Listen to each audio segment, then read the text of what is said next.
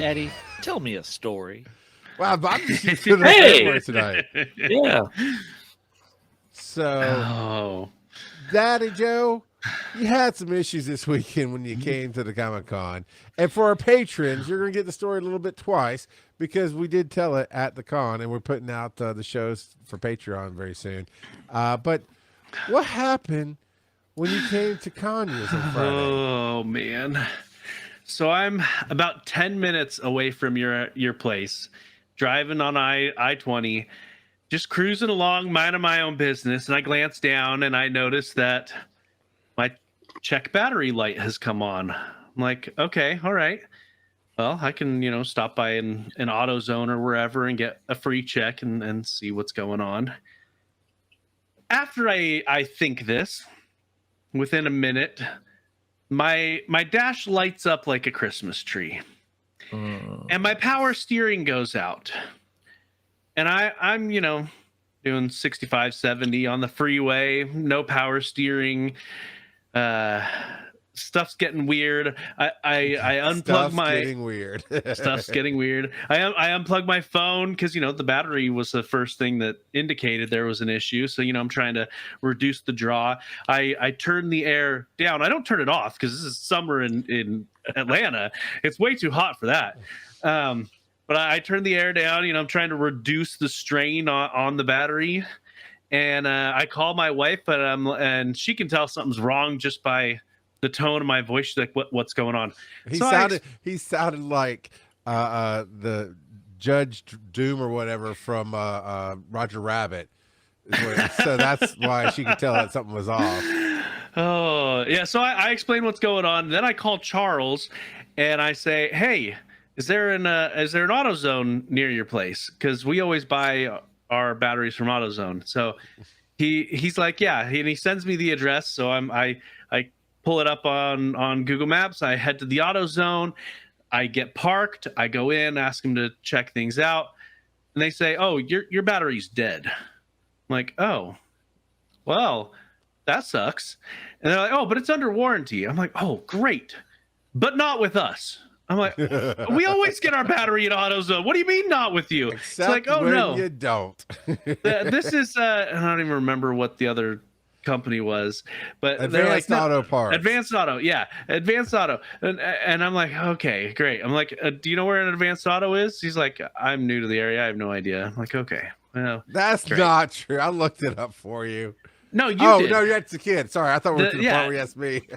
And so I go flipped forward in my head. I go over to my car and I try to start it. It doesn't, nothing.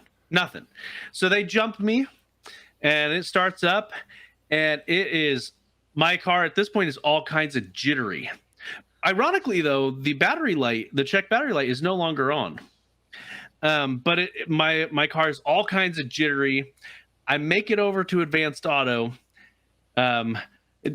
Like I'm crawling through intersections. There's no power behind the gas pedal at all. I make it over to Advanced Auto, and I tell them, I'm like, "Look, I was told my battery's dead. It's under warranty. I'd like you guys to honor the warranty." And they're like, "Okay, well, let us come check it." So they come out and they check it, and they're like, "No, your battery's fine."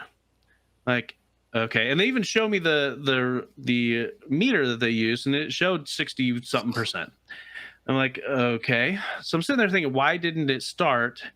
And if the battery's fine. And so I look at their signage on the wall, and it says they do alternator checks for free. So I think, okay, can you check the alternator for me? And the guy's like, "No, we don't do that." I'm like, and I'm sitting there. It's literally right behind him, the sign. I'm like, he's like, "Yeah, no, we don't do that." I'm like, okay. And he's just being real short with me, and it's just like, I am bothering him with my patronage of his fine establishment. And so I call Charles. I'm like, "Okay, do you have a mechanic nearby that you recommend?" Because at this point, I need to figure something out. That's when I was like, "Nah, man, I'm new to the area." And so Charles sends me another address, a contact for a mechanic nearby. and this time I don't need to be jumped. It starts just fine, but it's still all jittery and no power, and everything is crazy. No power steering, of course. But I make it over to the mechanic, and I go in. And I actually had a printout from AutoZone where they had checked the computer to see what codes it was throwing. And so I was like, here's the codes that I was told it's throwing. And I told my story. They're like, okay, well, we'll take a look at it and we'll get back to you.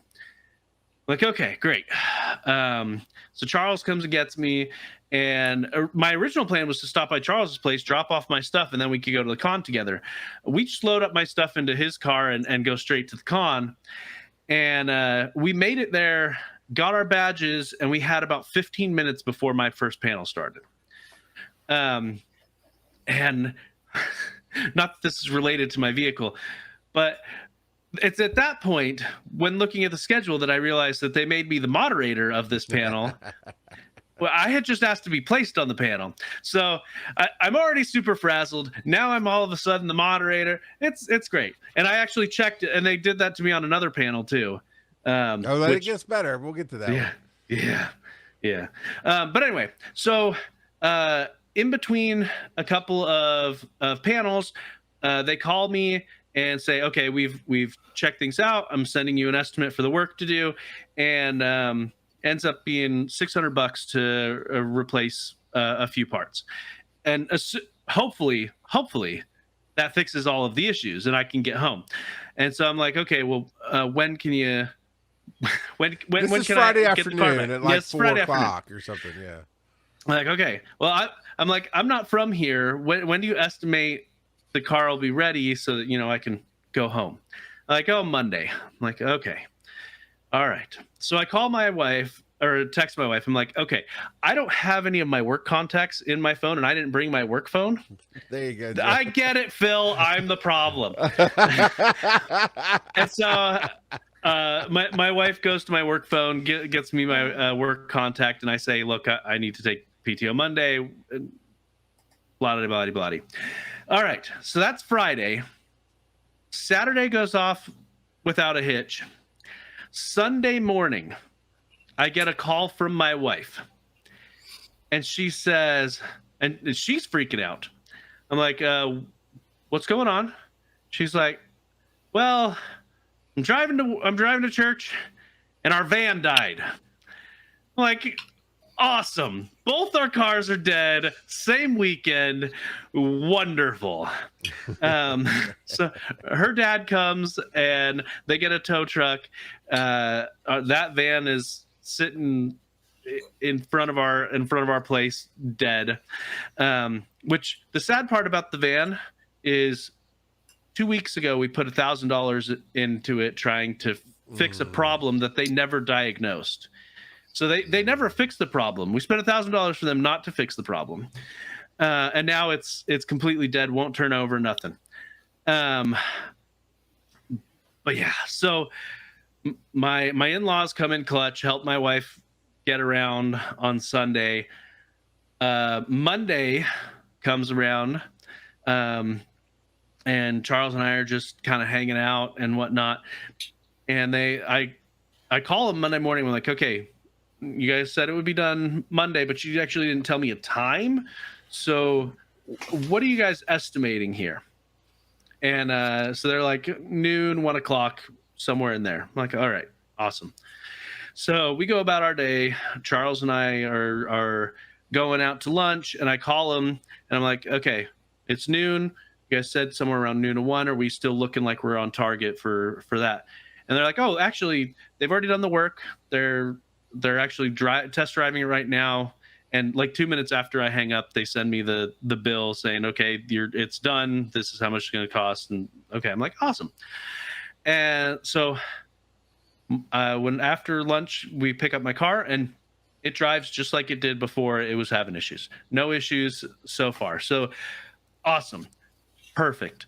But also while I'm at Charles's place, I'm calling around to different junk places because we just put $1,000 into our van. It's only worth $2,000 if it was in running conditions. So we're like, it's sunk cost. So we're just like, okay. So I call a bunch of junkers, and we're planning on junking it, and we've been doing research on a car to pick up. Luckily, I work from home though, so my wife's just been driving my car around.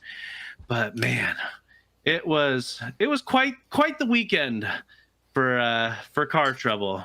Left, right, up, and down. The biggest problem Joe had was the junkers kept offering him $666, and he just, with his religion, he couldn't do that. But so Phil actually put something in here. We got to get back to this panel in a second. But yeah, Dennis, Dragon Con Year 1, drove down, and at some point while he's here, either right when they get here, whatever, car, same kind of thing, just wouldn't start, got shot. So Phil, I think two of the guys get on either flights or train or something. Phil ends up getting his own flight, and Dennis stayed here a day or two extra after Dragon Con until his car was fixed. And is at some mechanic in Atlanta, so it's in the middle of nowhere, like in a hood somewhere. He just had it towed to the closest place from wherever they were staying. It's crazy, man. So, his transmission went out. Yeah. Yeah. I had a very exciting. My last con was Fanboy Knoxville, and at 11:18 on Thursday, I got a message from one of the guys who I was sharing a booth with, saying, "Okay, I'm hitting the road." And I was like, "Hitting the road? I thought we were loading in on Friday." He's like, "No, you can't. Did you not get the email? You cannot load in on Friday." Oh no! I had to. I was across the street at lunch, like told the guys having lunch with, like, I gotta go. Ran back to my office, told my boss, I'm out. I'll put in leave when I get back.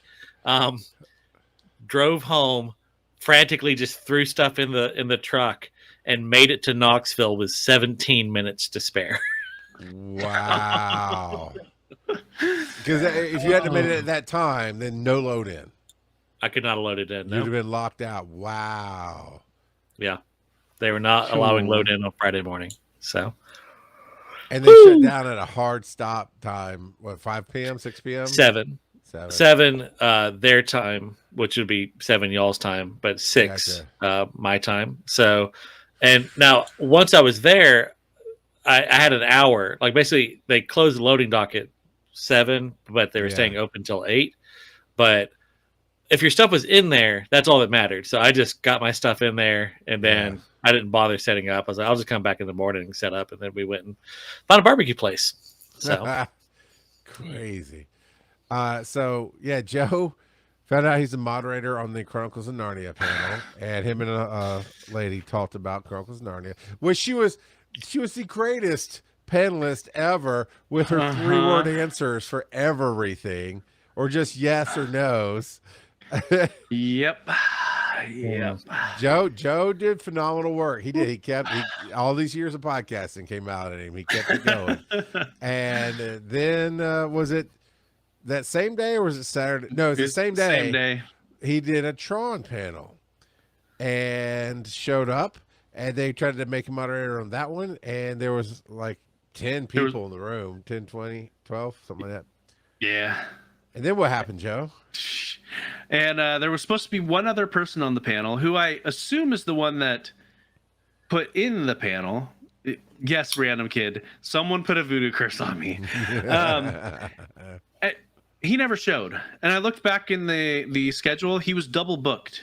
And he decided that the panel that had 5 people on it was more important than the panel that had 2 people on it. So I was by myself for the Tron panel that I did not suggest. All of these panels were ones that I said, can I hop on this already existing panel? So I falsely assumed, how dare I, that I would be an additional panelist instead of, the panel moderator. And so I sent an email after the fact to the contact that had been contacting us the entire time, and I focused it as feedback on the con itself, that in the future, if someone is, and I said, I recognize I should have looked at it, because all I had done was look at the summary of the panels that I was on. I didn't look at the descriptions after the fact. I looked at the descriptions when I was asking to be on them. I didn't look at them after the fact. And on the summary, it doesn't say who's the moderator. You have to actually dive into the description. Okay. And so I said, what would be nice in the future is if someone who did not submit the panel is made the panel moderator, you might want to communicate that to them. And then I had a couple other tidbits of feedback to offer as well. And I broke it down by panel, just explaining how things went and whatnot, and also let him know that the one person was a no-show, that he was double booked. But yeah, so I provided feedback. And to be fair to the con, as far as the programming went, they sent out plenty of emails communicating these are the panels. And for the people who are double booked, they said, hey, double check, make sure it's right. If you put it in, make sure your description's right, your title's right. So they asked us as the creators to do our due diligence. And not everybody plays on the wise and nerdy level. So, yeah, you know. Yeah, I got asked, I got emailed about it. And the vibe I got was, one, I really like that they are putting a lot more emphasis on panels at that convention.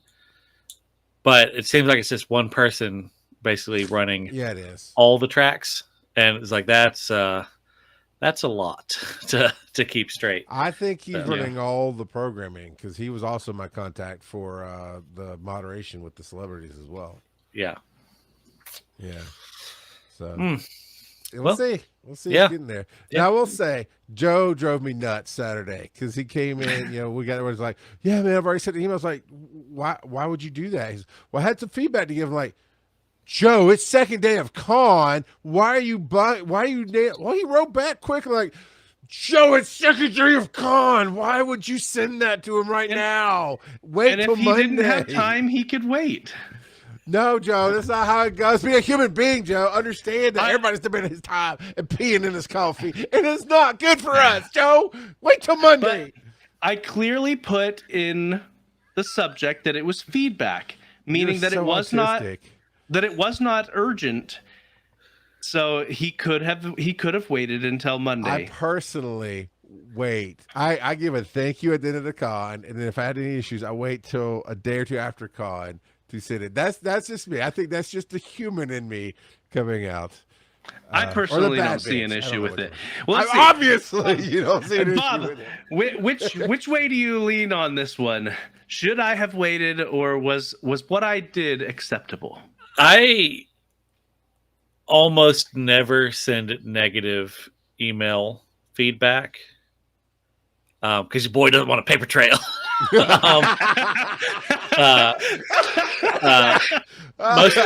Most of the time I know these people, so I could talk to them. Like if I had a problem with a panelist or something like that, I normally I'll catch them at the next con and I'll just talk to them there.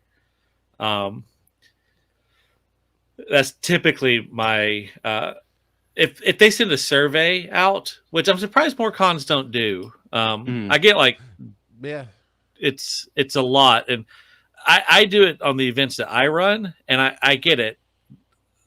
It turns into an angsty ball of oh God, I don't want to open these survey results, but I don't know.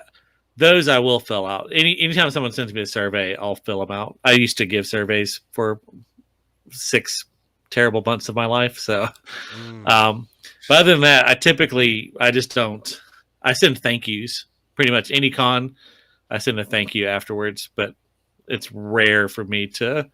It has to be bad for me to bring it up, just because I don't want them to forward that to someone that I don't know, and they don't know how I talk, basically. Well, yeah, that is fair, because written form does not. It has a lot of the reader pushing the emotions onto that, and so they could read it in a very different tone than you intended. Yeah, and my tone is typically charming British gentleman.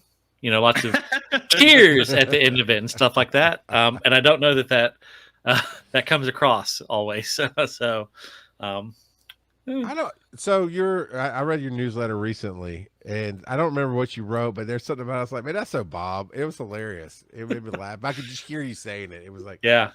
I get it.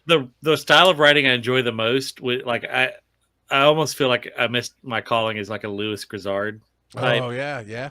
I could like Southern humorist kind of deal. Yeah. I really enjoy that style of writing. But man, you think it's hard to market Meth Wizard books? Start trying to market Southern humorist books. I bet you that's a romp. Yeah.